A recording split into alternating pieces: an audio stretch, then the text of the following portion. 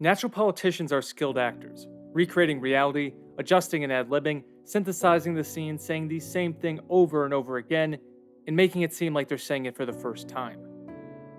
That quote from American journalist David Moranis serves as a worthy introduction to the title character of Kevin MacDonald's The Last King of Scotland, the story of a naive Scottish doctor who stumbles into becoming the trusted advisor of Ugandan dictator Idi Amin. The Last King of Scotland is unique in the canon of films centered around tyrants. Since we experience Amin through the eyes of Nicholas, his brutality is mostly concealed off screen until Nicholas finds the dismembered body of Amin's wife, Kay.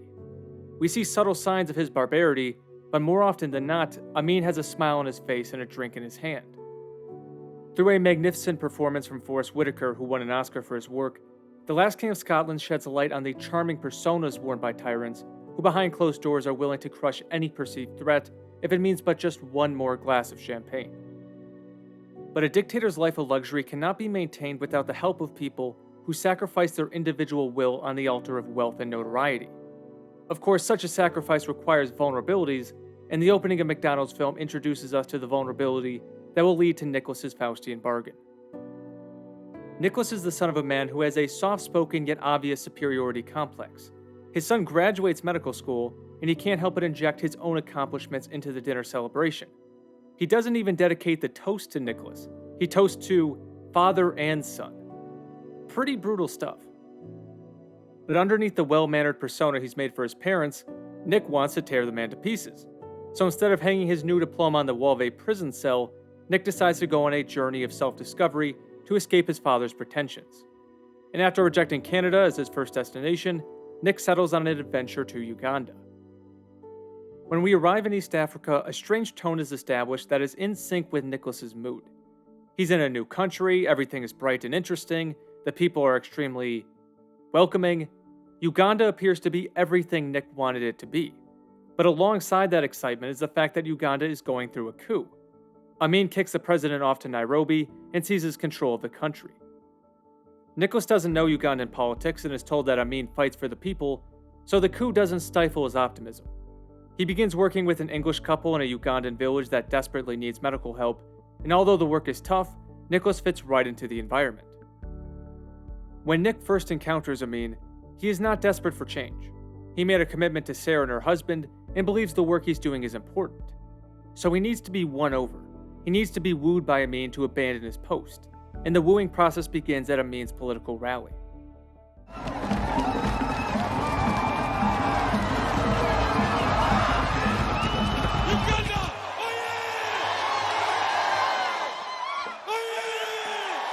This has to be one of the great character introductions of modern cinema.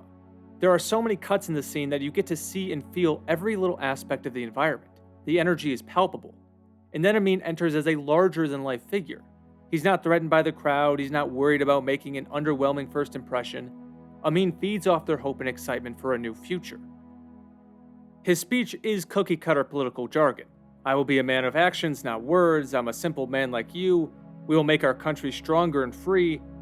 If you heard your local representative spew these lines, you'd fall asleep in 10 seconds, but Amin has so much charisma and such an infectious smile that you can't help but want to wave a Ugandan flag. The genius part of the scene hides underneath the cheering and chanting.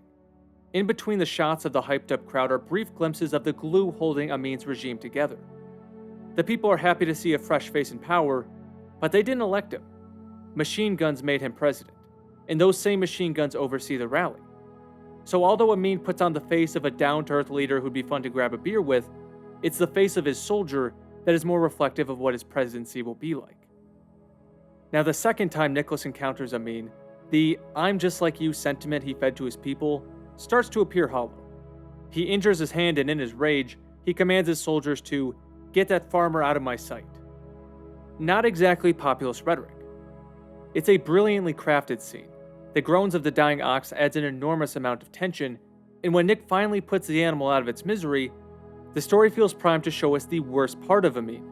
He's angry, he's in pain, Nick has just taken his gun without permission, but instead of arresting Nick or having him beaten, he shares a laugh with him over his Scottish heritage. And then they trade shirts. Like a switch, Amin becomes the character we saw in the rally. The president of a country enthusiastically leaves Nicholas wearing nothing more than an undershirt just so he can give his son a gift. It's behavior like this that makes Nick want to believe in Amin and his plans for Uganda, even when evidence suggests that his true nature is despicable. And most talented politicians are great at using a drop of decency to hide an ocean of depravity.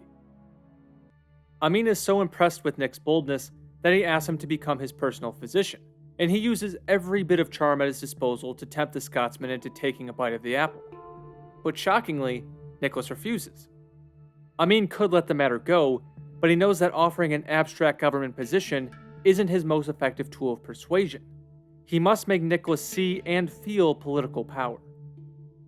Contradicting his promise to be a man of the people, Amin uses state funds to buy Nick a tailored suit and invites him to a glamorous palace party. And at the party, Amin treats Nick like a close personal friend. And just like the serpent in the garden, Amin appeals to Nick's pride. He's whispering in Nick's ear, "If you stay with me, this will be your new reality, and you'll never feel lesser than anyone but me." And for a young man who's always lived in his father's shadow, it's music to his ears. Now, despite the promise of luxury and respect, there is a huge trade-off that must be made.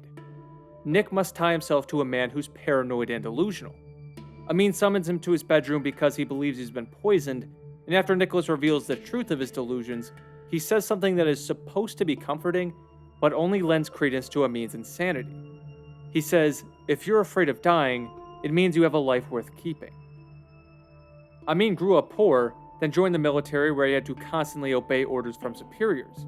As president of Uganda, he has near infinite wealth and only gives out orders. That is not a position he's going to willingly give up. Power is too strong a drug. The president that preceded him didn't willfully give it up. Amin took the wheel by force, and his greatest fear is history repeating itself. It becomes clear very quickly to Nick that Amin cares more about enjoying the trappings of power than exercising it effectively. That is why Nicholas rises in Amin's regime and Jonah falls. Jonah does not have the charisma.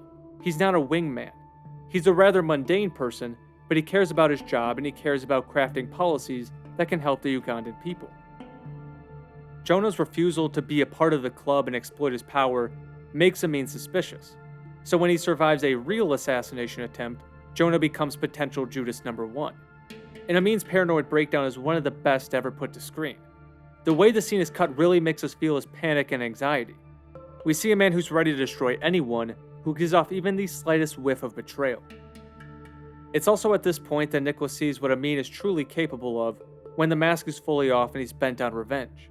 And again, the scene design is incredibly powerful. Amin enters the hangar like a hurricane.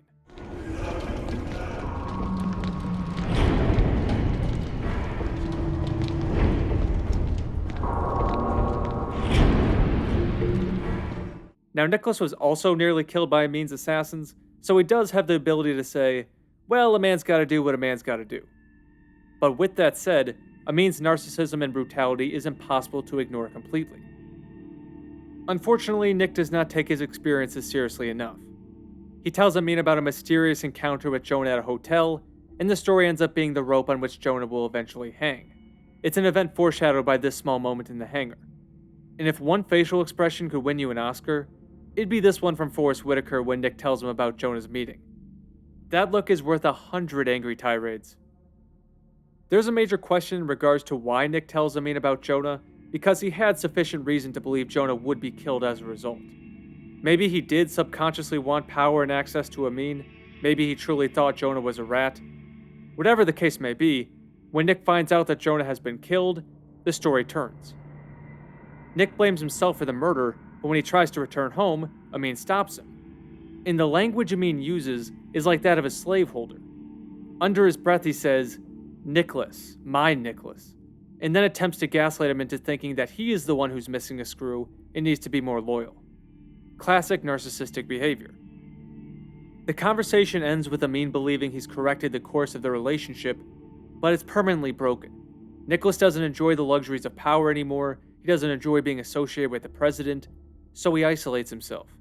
The only person he brings for company is Amin's wife, a catastrophically stupid decision, but one made out of resignation. He just does not care about his life anymore. However, things don't only fall apart for Nicholas. Out of isolation and idiocy, Amin kicks all of the Asians out of the country, and the global media turns on him. Nick tries to talk him out of the decision, but Amin's ego blinds him from taking the advice.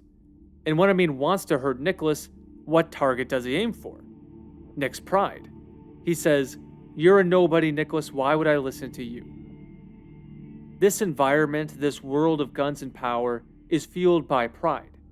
So Amin builds up Nick's pride and then holds it hostage. The strategy is an effective one, given that humans are almost universally driven by the desire to be perceived as important and valuable by their peers, and Amin instinctively knows that his words will hurt Nick. As Amin's inner circle shrinks, he becomes more and more paranoid, which leads to more and more executions. It becomes a self-perpetuating cycle. The more people in his inner circle that are killed, the more likely the survivors are to feel like they're next and insinuate someone else's guilt. It becomes an exercise in not outrunning the bear, but outrunning the guy next to you. But as bad as things get in the country, as much blood is running through the streets, Amin still has the ability to charm a room. He summons the media, puts on the funny guy mask, and goes to work. Behind the curtain, he's ordering people to be put on meat hooks, but don't worry about that, the only thing that matters is the man's ability to poke fun at the British. Nicholas is able to pull himself free from Amin's grip. Kay is not so lucky. Brutality from a dictator is the norm, so when you go to see a movie like The Last King of Scotland, gruesome imagery is the expectation.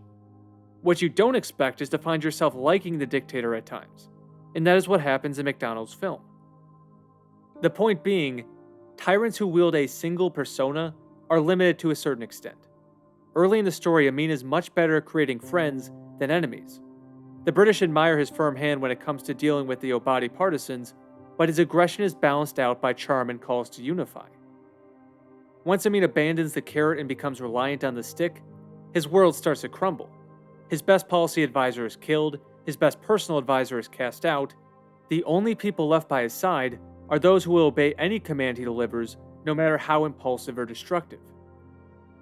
This switch from charismatic authority to raw power was articulated by sociologist Max Weber decades before the rise of the great dictators of the 20th century.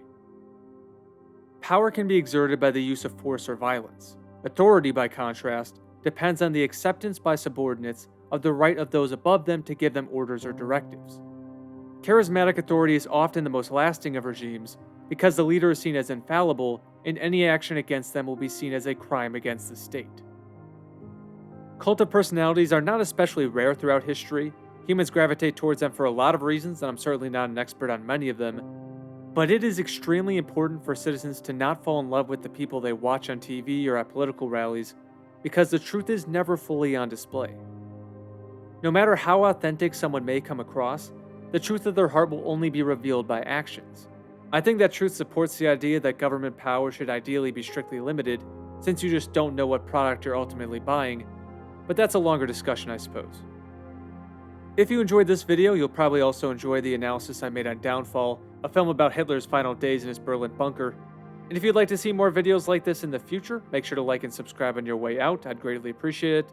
Thank you so much for taking time out of your day to stop by. I hope the rest of it is fantastic. I will talk to you soon. Take care.